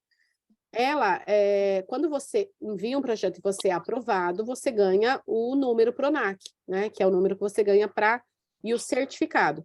E a partir dali você pode fazer a captação de recursos, né? Uma pessoa, e aí a captação de recursos ela é feita junto a empresas privadas. No caso da Lei Rouanet, empresas privadas que pagam imposto de renda. E pessoas físicas e jurídicas, também pode ser pessoa física, mas tem uma série de regramentos de quem pode, como pode, percentual, como isso é deduzido, né? Isso é um aprendizado específico de quem trabalha no campo de captação de recursos para a lei de incentivo. Por isso que é legal estudar, né? Tem vídeos na internet, tem pessoas que falam sobre isso, e também, quando a gente vai propor um projeto, procurar um profissional que seja dessa área, né? Que possa nos dar uma consultoria, que possa nos auxiliar na escrita de um projeto para essas leis específicas de incentivo fiscal. Então, vamos supor, né? Eu estava falando lá que o Carlos é dono do Santander, tenho meu projeto e a Adriana é do governo, né? Eu mando meu projeto para a comissão de seleção, que é coordenada lá pela Adriana, né? A comissão aprovou ou não aprovou, manda uma diligência, corrige, e finalmente aprova o projeto. Tanto que são projetos que, inclusive, quando a gente erra alguma coisa, a gente tem até a chance deles devolverem, né? Falando, isso aqui, por exemplo, Carlos, né? Do orçamento errado que você contou, né? Um projeto que voltaria, esse orçamento não bate com o projeto, corrige aí. Então, tem diligências, que são possibilidades da gente corrigir o projeto. A não ser que seja um erro muito grave, aí eles indeferem, né? O projeto é indeferido. A partir do momento que seu projeto foi aprovado, você ganha a autorização. Então, eu peguei meu projeto, mandei para o governo, a equipe lá de comissão de seleção coordenada pela Adriana aprovou, foi para o Diário Oficial, eu vou lá bater na porta do setor de marketing do Santander, e o Carlos vai me atender, e eu vou apresentar o meu projeto para ele. Se ele se interessar em financiar meu projeto, ele vai ter um procedimento de pagamento de guias, de boletos, né? Tem um procedimento contábil que faz isso. Esse dinheiro que ele vai pagar vai entrar na conta do meu projeto e eu vou executar o meu projeto com o dinheiro que o Carlos pagou. Mas veja, esse dinheiro todo que ele me deu vai ser deduzido do imposto de renda dele. Então, é um dinheiro público, né? Então, quando ele for lá pagar o imposto de renda dele, por que o PROAC tem essa dificuldade de pessoa jurídica? Porque primeiro ela precisa investir para depois ela ter a dedução no ano seguinte. Quando ela vai fazer a declaração do imposto de renda dela, Aí ela vai declarar a doação para o seu projeto, ela tem um limite que ela pode doar, não é 100% do imposto dela, né? Tem limites, de pessoa jurídica é até 4%, pessoa física não me lembro agora. Mas o imposto de renda de uma pessoa jurídica é bem alto, né? De pessoa física é mais baixo. E, a não ser que seja uma pessoa física milionária, mas aí ela vai, na hora de fazer a declaração de imposto de renda dela, ela vai declarar esse dinheiro que ela te doou, e isso vai ser abatido do imposto de renda dela, ou seja, é um dinheiro público, que é um dinheiro que deveria ser pago para o governo, e ele vai ser descontado, então a pessoa vai receber isso em dedução, ela não vai precisar pagar. Então, isso é a lei de incentivo fiscal, né? Então, o dinheiro... Só que o que acontece? Como o Carlos, que é o setor de marketing do Santander, que me deu o dinheiro, ele trata como se o dinheiro fosse dele, né? Então, ele vai querer que eu coloque a logomarca dele. Isso está na regra do edital, tá tudo certo. Ele vai dizer onde que eu vou apresentar, ele vai mudar meu projeto. Eu quero apresentar na cidade de Peruíbe, ele vai falar que não, que eu tenho que apresentar na cidade de Itaém, que é lá que tem os trabalhadores de Santander. Ele vai mudar né? Ele vai, às vezes, pedir várias mudanças no projeto. Pode acontecer, né? E aí a gente vai ver nas mudanças que são possíveis ou não serem feitas, vai negociando isso com a secretaria e tudo mais. E, às vezes, eu tenho uma contrapartida para a empresa, inclusive, apresentar para os trabalhadores, ou fornecer ingresso para os trabalhadores, ou fazer uma atividade formativa específica para os clientes Santander, né, ingressos exclusivos clientes Santander. Então, tem toda uma contrapartida que é feita para a empresa, ou seja, a empresa, olha que negócio bom para a empresa, ela investe o dinheiro dela em mim, ela ganha várias contrapartidas, ou seja, fica bem com geral, né? Porque oferece serviço para os clientes, oferece serviço para os trabalhadores, oferece serviço para um monte de gente, divulga o nome de Santander em um monte de coisa, e ainda tem todo esse dinheiro, 100% desse dinheiro deduzido, dependendo 100%, dependendo tem os percentuais, né? Mas tem boa parte ou totalmente esse dinheiro deduzido do imposto de renda dela. É assim que funciona a lei de incentivo fiscal. Mas ela é muito útil, né? Tem muitos festivais importantes de cinema, de audiovisual, projetos de meio ambiente, projetos de educação, projetos de esportes que são beneficiados por essas leis de incentivo. Então, sugiro aí ela como uma primeira ferramenta de busca para vocês. Tá bom? Uma primeira não, uma das ferramentas de busca. Dúvidas até aí? Peraí. Ai, Jesus. Estamos te ouvindo, Liz, pode falar. Obrigada. Olha, vou te falar uma coisa, eu vou ficar maluca. Entrou uma ligação aqui, aí na hora que você falou, você pode voltar um pouquinho que você falou antes do final, por favor? Porque entrou uma ligação, eu tive que quebrar, desligar. Ô, Liz, aí você pode ouvir a gravação depois, né? Então tá bom, meu amor, Mas obrigada. vamos lá. Eu não sei de qual parte você perdeu, mas vamos lá. Agora, esses 2 minutinhos finais só. Esse dinheiro que entra, né? A empresa que financia o meu projeto, ela recebe o recurso, ela financia o meu projeto com dinheiro público, ela tem a divulgação da marca dela, né? E ela tem também, ela beneficia clientes dela, funcionários dela e tudo mais. Só que ela faz isso com recurso público, em maior parte com recurso público, ou 100% com recurso público. Mas o que eu concluí é que ainda assim são editais importantes, que a gente deve buscar, a gente deve aprender essa ferramenta para quem quiser se interessar, e elas estão disponíveis no setor de esporte, setor de educação, assistência social, meio ambiente, cultura também, tá bom? Acho que foi isso que eu falei no final. Ok, obrigada. Aí, gente, seguindo, né, fora a lei de incentivo fiscal, a gente tem os editais diretos, né, que são os editais, aqueles que são, o recurso, ele entra direto na nossa conta, eles são mais difíceis de serem aprovados, porque a concorrência é maior, é uma licitação, né, uma concorrência pública. No entanto, quando a gente é aprovado, a gente tem a garantia do recurso, e esse projeto ele não precisa tramitar com nenhuma iniciativa privada. Não precisa passar para uma empresa, ninguém mais precisa aprovar. Então, casos de editais como esse, né, no caso do Estado de São Paulo, o PROAC editais, né, o PROAC é o caso que ele tem a versão incentivo fiscal, que é o PROAC CMS, e a versão edital direto, que é o PROAC editais. Inclusive, teve um momento que ele foi chamado de PROAC direto. Fora do Estado de São Paulo, vários estados têm, praticamente todos os estados têm algum edital, os municípios têm editais, né, e só os menores, que é mais difícil, os menores municípios realmente têm dificuldade, porque o recurso é muito pequeno, acaba não dando para fazer edital, porque se você for fazer edital, você gasta o dinheiro todo da secretaria só com a estrutura do edital, né, só com a comissão de seleção e a estrutura, porque tem uma estrutura para fazer. Então, os municípios de médio e grande porte, todos têm. E aí, eles vão acontecer através de concorrência pública, né? De concorrência direta pública, e aí o processo é de acordo com cada cidade, cada município, e aí você foi contemplado, aí tem uma regra, um cronograma, e você recebe o dinheiro direto na sua conta. Então, também é um caminho para a gente concorrer. E aí, para ficar atento, né, falando dessas duas linhas, esses dois tipos de editais, eu queria recomendar para vocês um site, para vocês ficarem atentos. Deixa eu abrir aqui. Para vocês entenderem um pouco onde você... mas é legal que tem edital, como que eu fico sabendo, né, que editais que tem para minha área, para minha região?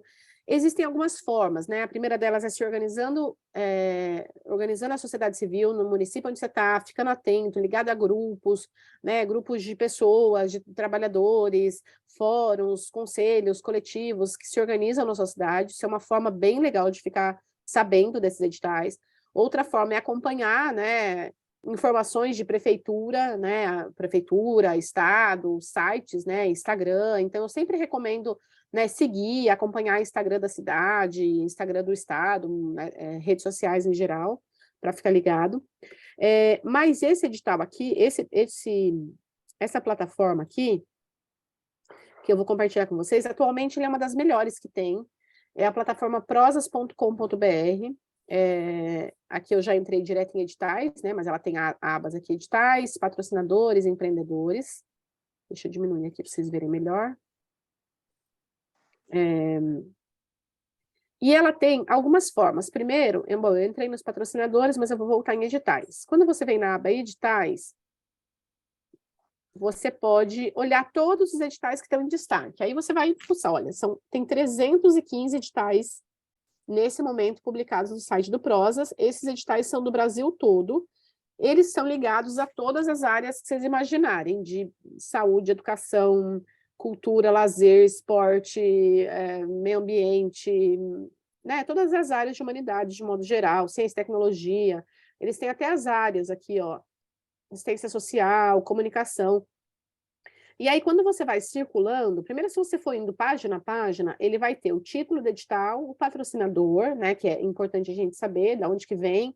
Ó, por exemplo, aqui o patrocinador é município de Bombinhas, então a gente sabe que é um edital público, porque é da Fundação Municipal de Cultura de Bombinhas, ou seja, né, provavelmente a Secretaria de Culturas lá deles é operada. Bombinhas é uma cidade de Santa Catarina, tá, gente? O patrocinador, né, é a instituição pública, no caso a secretaria, a prefeitura.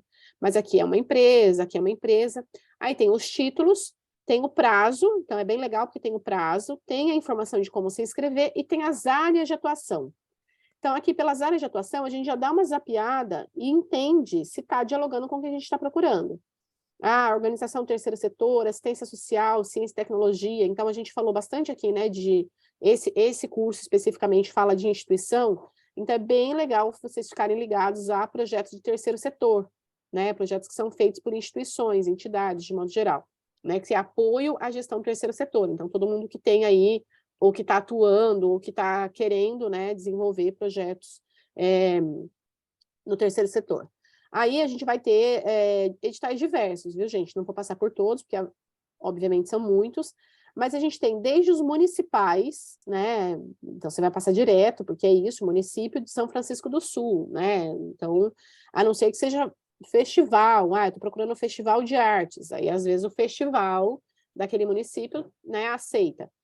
Então você pode ir procurando um a um, ou você pode ir criando aqui alguns filtros, né? Área de interesse, fonte de financiamento, público-alvo, né? Então, você pode ir criando filtros e testando. Então, uma dica que eu dou é aprender a navegar, brincar e colocar como prática, né? Olhar esse edital do Prosas e dar sempre uma conferida nas novidades que chegam.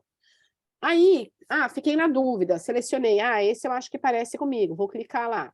Clica, dá uma mapeada nele, entende de que setor ele é, de que cidades ele atende, porque infelizmente, aqui não aparece as cidades, né? Nesse resuminho, seria muito legal aparecer a cidade de interesse.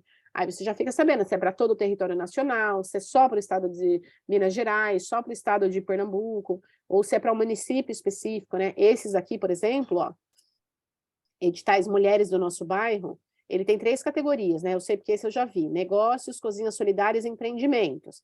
Esse eu fiquei interessada, porque eu trabalho em projetos com mulheres aqui na minha região, só que ele é de algumas cidades específicas, porque são as cidades do patrocinador ENG, né? Cidades que essa empresa ENG Brasil aí atua, tá bom? Então, essa plataforma é uma das que eu recomendo para vocês.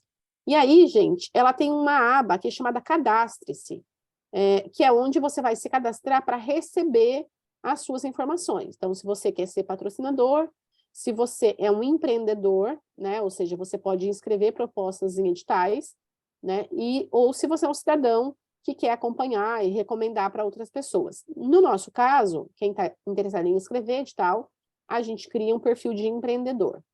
E aí, deixa eu ver se eu consigo, não sei porque ele não entrou direto aqui o meu. Acho que não é com esse que eu tô.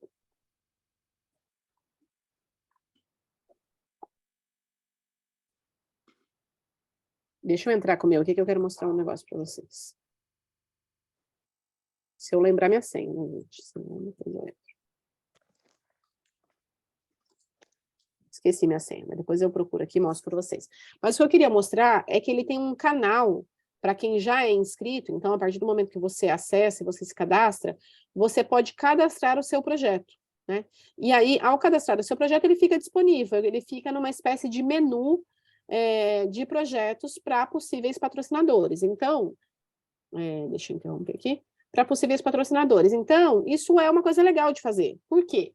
É um treino, né, para quem ainda não estruturou o seu projeto, não organizou ele, não precisou escrever em nenhum edital e quer começar escrevendo, você pode, de repente, cadastrar na plataforma do Prosa, você pode cadastrar em outras plataformas, porque você vai testando de escrever, né? Depois você pode apagar, você pode editar esse projeto, você pode melhorar ele, tá? Ele não fica lá preso para sempre no formato.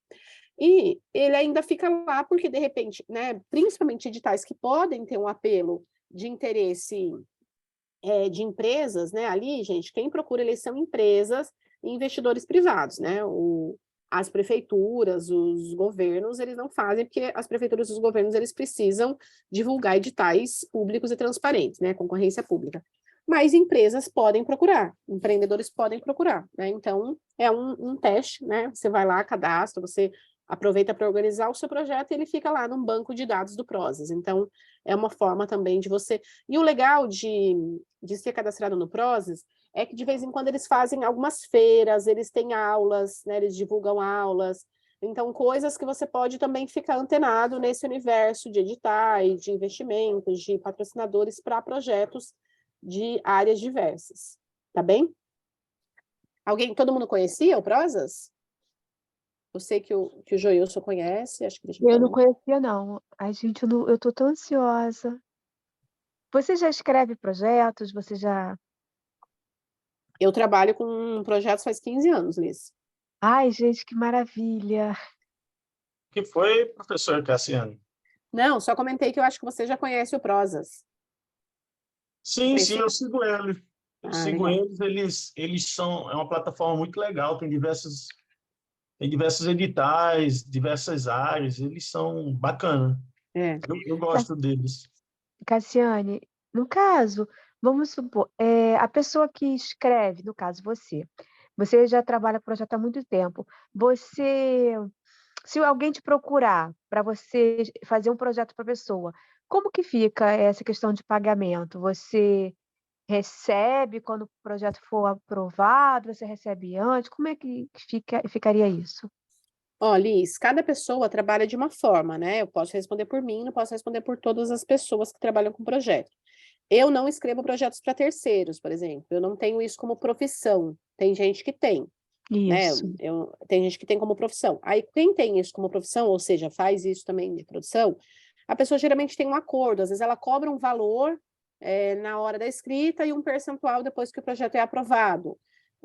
Tem pessoas que trabalham em parceria. Eu trabalho em parceria com alguns artistas, alguns grupos que eu já trabalho junto. Então, a gente tem uma ação. Então, às vezes, eu não cobro porque a gente escreve junto, conjuntamente, em coletivo. E aí, se o projeto for aprovado, aí sim a gente recebe coletivamente por aquele valor. Mas esses projetos que eu já atuo. Ou tem casos das pessoas que falam, eu não cobro nada depois que o projeto for aprovado, mas cobro X para a escrita ou X para revisão, consultoria, aí tem várias formas, né? Mas é cobrado, sim, o valor varia muito de preço de mercado, assim, né? De região, então, as últimas vezes que eu vi alguém fazendo, assim, cobrando, pagando, geralmente em torno de R$ 1.000, R$ 2.000, para Lei Rouanet, por exemplo, aprovar projeto em Lei Rouanet, e fazer todo o procedimento de representação, já vi gente cobrando 3.000, aí às vezes é um projeto mais simples, as pessoas cobram orçamento e cronograma, sei lá, cobram um percentual ali, um valor mais simbólico, aí depende um pouco do acordo. Cassiane, existe um curso para eu me especializar nessa, né, vamos dizer assim, nessa área? Em que? Porque Escrita de projeto? é isso. Liz, você está fazendo um curso de elaboração de projetos. Eu dei 2 aulas, inclusive as 2 anteriores, inteira falando sobre elaboração de projeto. Isso, eu sei, Esse eu curso sei. que você está fazendo é um curso existem cursos superiores específicos. Isso que eu quero saber. Existe curso superior de gestão cultural, não só de elaboração de projeto. Elaboração de projeto é uma área da gestão cultural e aí existem cursos específicos, né? Então, porque assim, eu sei que nós estamos fazendo esse curso, desculpa, acho que eu não fiz a pergunta direito. Eu quero saber que se a partir desse curso que nós estamos fazendo, com esse certificado que nós vamos receber, eu já posso, no caso, estudando em cima desse curso e começar, no caso, até elaborar projeto para terceiros, é isso? Se você conseguir se especializar e elaborar bem, independente de certificado, você não precisa ter um certificado para escrever projetos para terceiros, você precisa saber escrever projetos e saber estruturar projetos. Então, você pode fazer esse mais cursos, e aí você pode trabalhar assim com elaboração de projetos, é uma área de atuação da produção. É igual andar de bicicleta, como que é, Joilson? Fazer projetos é igual andar de bicicleta, tem a teoria, mas a gente só aprende treinando. Perfeito, Joilson. Tem que escrever projetos, tem que treinar, tem que testar, e a gente nunca para. A diferença, Joilson, é que bicicleta você aprende e sabe pro resto da vida, né? Projeto não, projeto você tem que melhorar sempre, né? Tem que estar sempre ajustando. Se bem que bicicleta... Depende, a bicicleta que você anda na via urbana, você não consegue andar na via de trilha também não, é diferente. E dá para melhorar, né? Dá para andar com uma mão só, sem as 2 mãos. Isso, descer ladeira sem as mãos, que eu até hoje, a vida inteira, não aprendi, Dá entendeu? para se especializar, é verdade. Exatamente. Mas dá sim, Liz, você pode se especializar nessa área e sim, e ficar atenta nos cursos, né? Na internet tem vários cursos, às vezes pagos, às vezes gratuitos. Eu fiquei de deixar para vocês um material, inclusive a Cláudia tinha pedido também, no material de vocês vai ter um link de 4 aulas minhas só sobre elaboração de projetos, né? Porque como nesse caso, desse curso, a gente fez um combinado no primeiro dia que eu ia dar 2 aulas mais voltadas para elaboração de projeto, apesar de hoje ter entrado um tanto da aula nisso também. Depois a gente ia falar de financiamento, formas de financiamento, estruturas, tipos de edital, que é o que a gente está fazendo agora, essa é a próxima aula. E nas últimas, que vão ser na última semana, eu vou falar sobre gestão de equipe, gestão de projetos de modo geral, porque a gente vai mudar um pouco, né, a rota. Mas eu vou mandar um conteúdo para vocês que é só de elaboração de projeto. Então, quem nunca fez nenhum curso de elaboração, esse conteúdo vai poder ajudar, vai servir. Mas na internet tem bastante coisa também, tá bom? Ok, obrigada. Maravilha. Bom, gente, então apresentei a plataforma do Prosas, falei dos editais. Aí eu queria só fazer uma introdução hoje para a gente aprofundar na próxima aula, porque eu vou querer mostrar alguns exemplos. É muito importante também, quando a gente está pensando nos nossos projetos, verificar, primeiro, ter uma diversidade de projetos, gente. Primeiro, ter uma diversidade de, né, não investir toda a nossa força, toda a nossa energia, todo o nosso trabalho numa única aposta, né, num único projeto. Porque a gente, né, isso gera expectativa, gera frustração, aquele projeto às vezes tem que ficar numa gaveta, às vezes ele tem que ficar ali, ele não é aprovado no edital, ele congela ali por um tempo, ou ele não é o momento mais propício para realizar, por uma série de circunstâncias. Então, a gente precisa pausar, né, um projeto e dar continuidade em outros. E isso é bem importante da gente ter essa sabedoria, né, e pensar em algumas ações. Então, por exemplo, Carlos, você sempre fala, né, do teu projeto relacionado sempre fala não, né? Você falou nas minhas aulas, né? Em outros lugares deve falar de vários outros projetos. Mas você sempre fala. Então, é legal, por exemplo, você ter aquele projeto para um determinado escopo, você ter outros para determinado, né? Então, você ir pensando numa variedade, né? Então, esse é uma das dicas também. Tem uma variedade de projetos e propostas que a gente quer realizar. Mas, Cassiane, em desculpa. contrapartida, peraí, Liz, eu vou raciocinar um pouquinho aqui, senão eu não consigo continuar. Peraí que eu já abro para você, tá?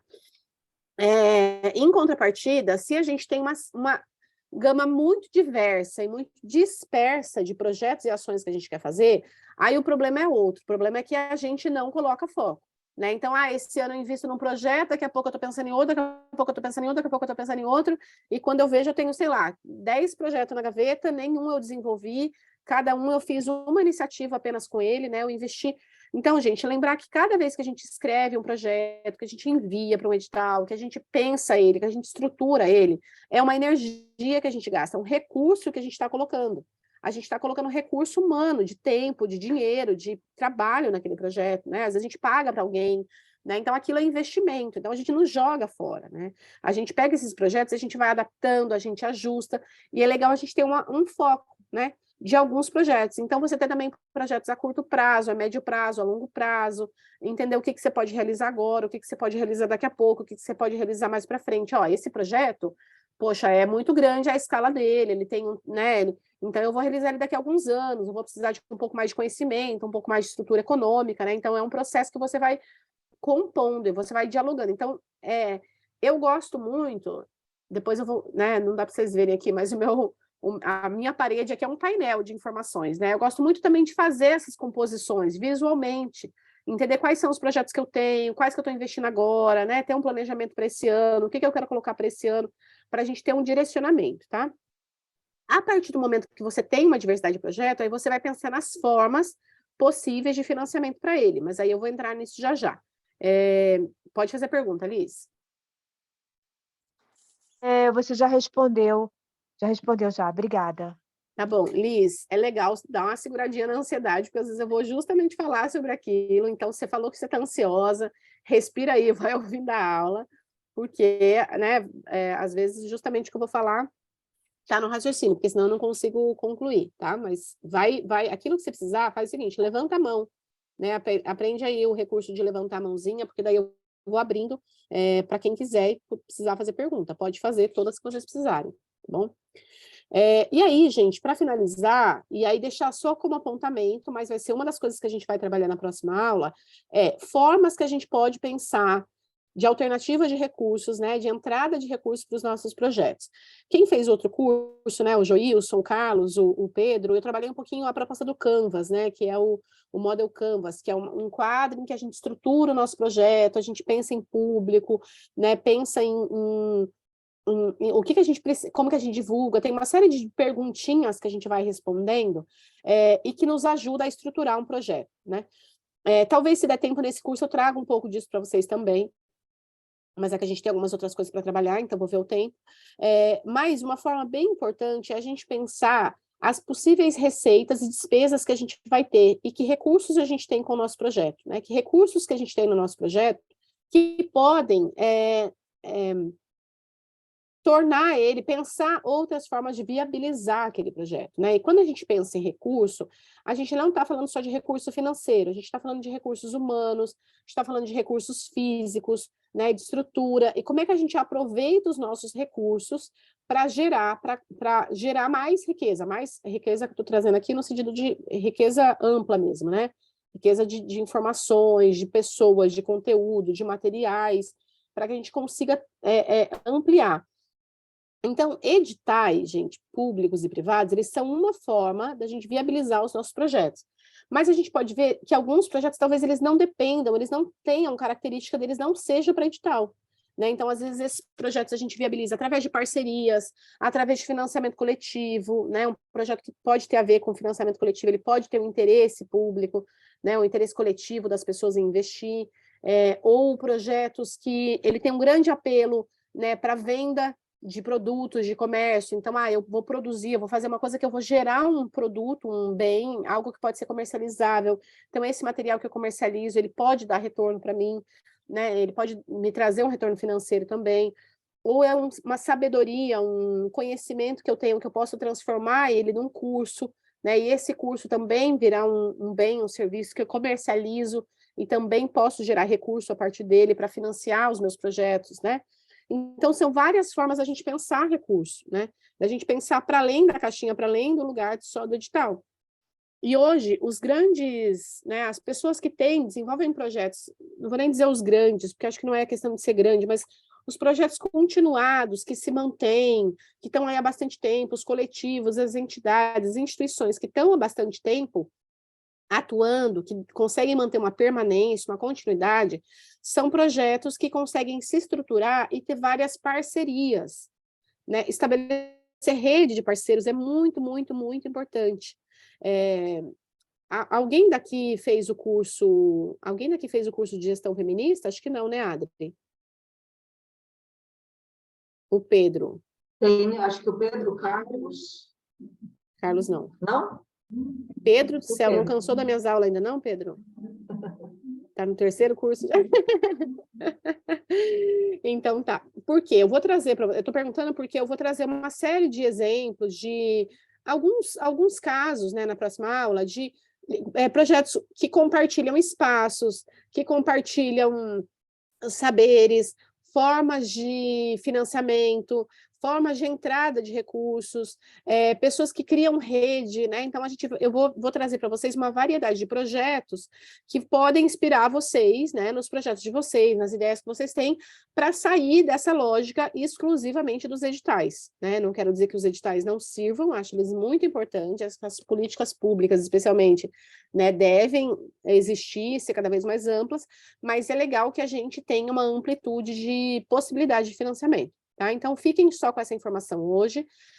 Eu vou trazer na próxima aula. Então, se vocês quiserem, dê uma olhadinha também em plataformas de financiamento coletivo, vou falar um pouquinho de como elas funcionam, que tipo de projeto pode interessar, como que isso pode ativar o projeto de vocês e outras formas de pensar financiamento para os projetos, tá bom?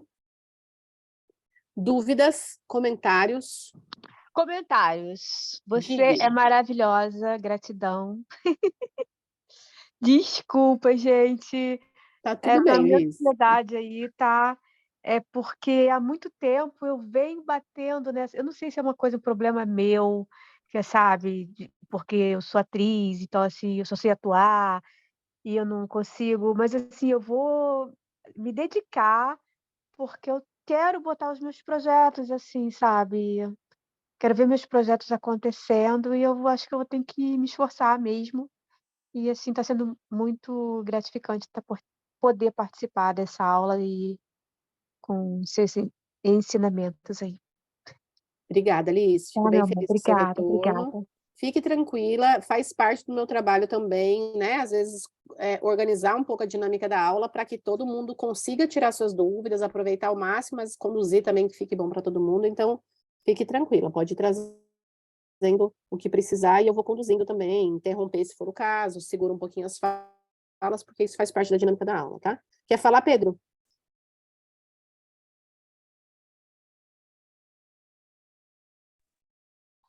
Oi, estão me ouvindo? Então, estamos. Tá bom. Boa noite. Eu sou o Pedro, um homem cis de 32 anos, com pele morena e cabelos curtos pretos, barba preta. Estou vestindo uma blusa preta, sentado numa cadeira preta com detalhes vermelhos.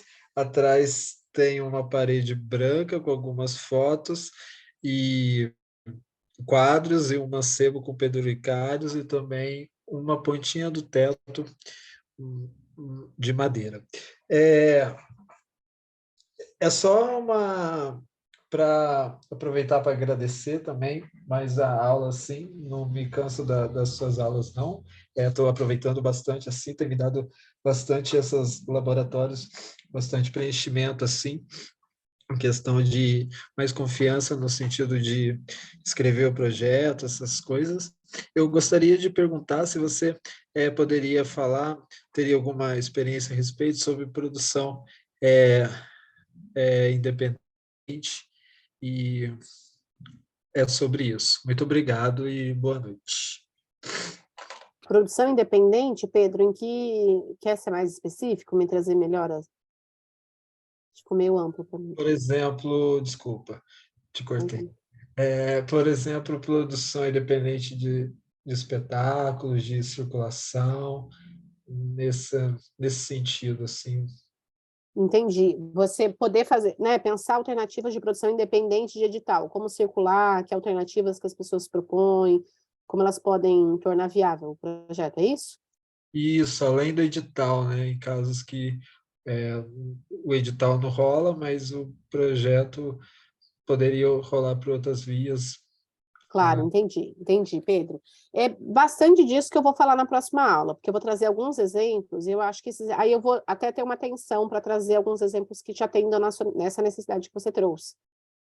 Tá bom? Mas aí acho melhor eu falar na próxima aula, porque daí eu vou trazer vários exemplos, a gente vai pensar junto, vamos debater, pensar as formas que funcionam melhor, tá bom? Porque são vários caminhos. Não de soluções, mas vários caminhos para serem trabalhados e ajudar a gente a viabilizar nossos projetos. Tá bom? Então é isso, gente. Uma boa noite para vocês, um bom descanso. Nos vemos na quinta-feira. Obrigada, Adri. E você toma um chazinho de gengibre, né, para garganta. Eu vou tomar, vou fazer isso agora. Tá bom, beijo. Obrigada, gente. Obrigado, até quinta. Boa noite, é isso. Até quinta, Tchau. gente. Tchau, Tchau, tchau. gente. Até quinta. Obrigado, Cássio. Tchau, Adriana. Tchau, gente. Tchau, Joilson.